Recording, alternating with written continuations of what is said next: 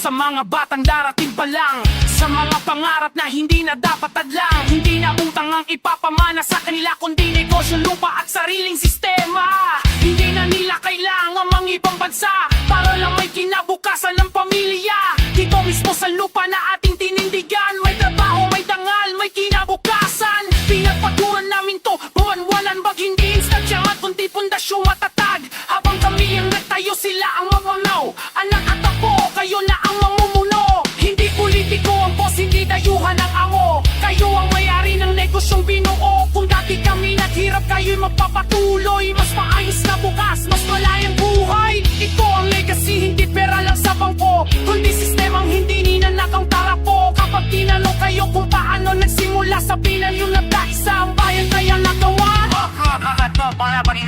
Ay mapumiyong Pilipino, 1,000 bawat buwan.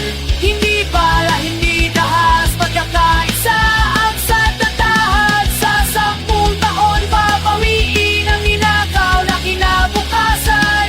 Pasa anak at apo, Pilipino ang mayari ng bayan. Hindi kami hingi ng hindi kami luluhod pa. Kapag ang bayan ay may-ari, kalaya ng gantimpala.